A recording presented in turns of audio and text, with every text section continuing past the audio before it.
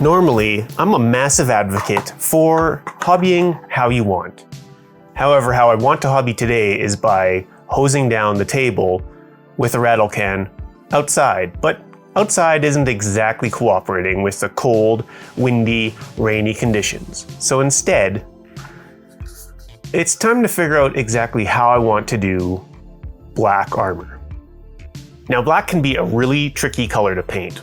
Well, truly, it can be probably the easiest color if you just hose your whole mini down in black and then just add some bluish highlights. Done. But you know that's not how we do it here. So I've got Ted, the Test Assault Marine, who's been hosed down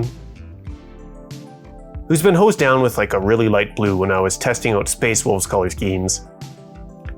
And now I'm hoping if I thin down some black speed paint, maybe add a little bit of a blue-gray to it, and airbrush it over top of this guy, that we'll get something that is reading as black, but realistically is just a really dark gray.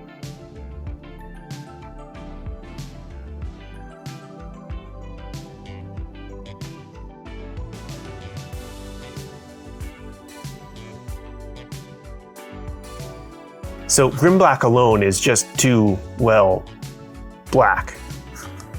But 1-to-1-to-1 with Grim Black, Runic Gray, and thinner, while it's pretty gray here, if I just selectively highlight with white on the black and then blast it all with this mix, I think I'll get something that looks black but not boring.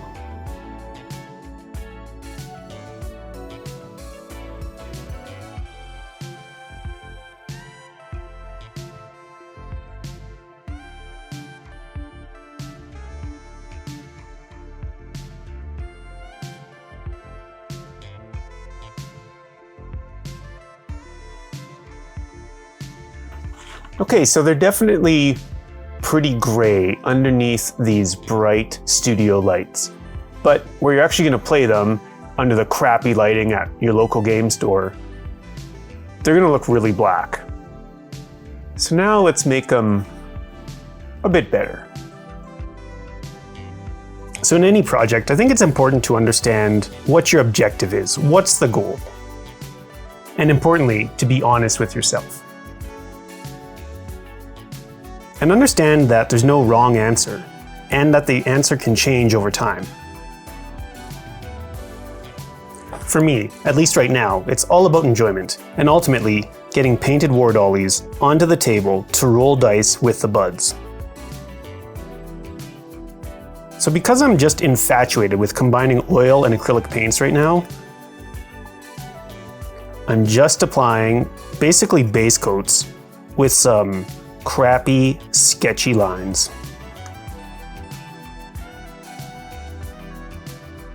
And off-white on the shoulder pauldrons.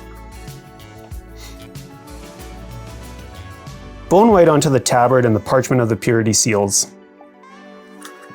Red onto the purity seal itself.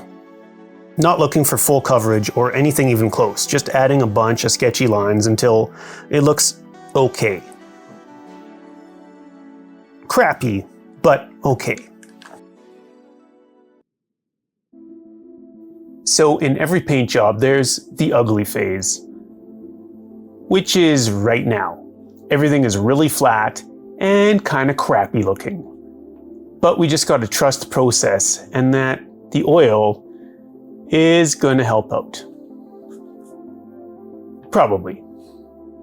Admittedly, I have a tendency towards burnt sienna and doing everything rusty and dusty, but I'm thinking with these guys that they're more endlessly crusading on some deserty, sandy kind of planet. And so I'm thinking yellow ochre is the ticket.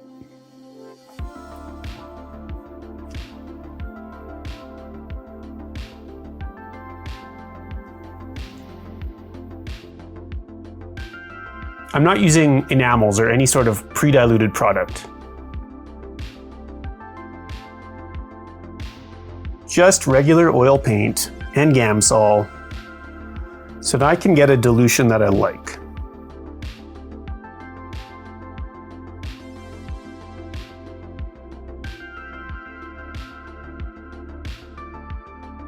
just looking for something slightly thicker than you'd typically think of as an oil wash, so that the whole Mini pretty much looks yellow ochre once we're done.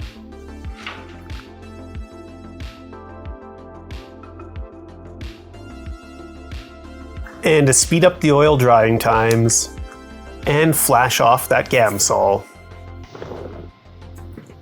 trusty Mr. Hairdryer. And now we've kind of ended up in ugly stage part 2. But with a makeup sponge, this set but not yet cured paint should be pretty removable.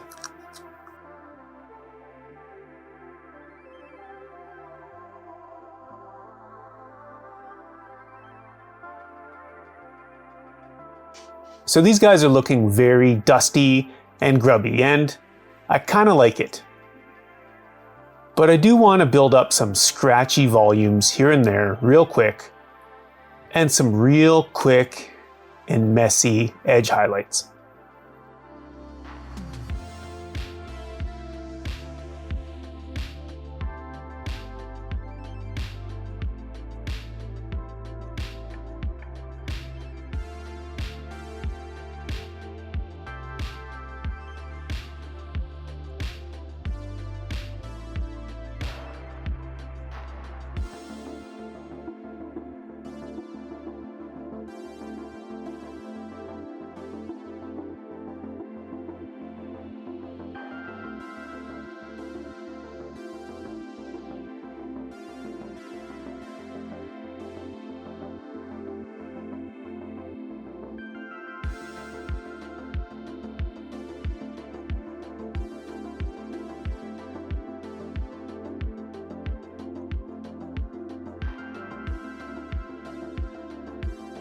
So these guys are done, at least for now.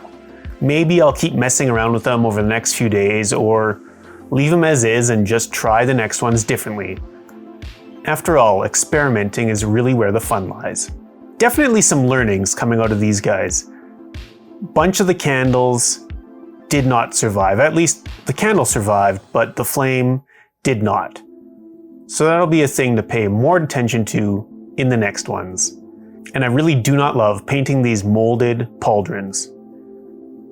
I think I'd opt for regular Space Marine ones and just throw on some of the transfers. But live and learn. Thanks so much for watching. You are awesome.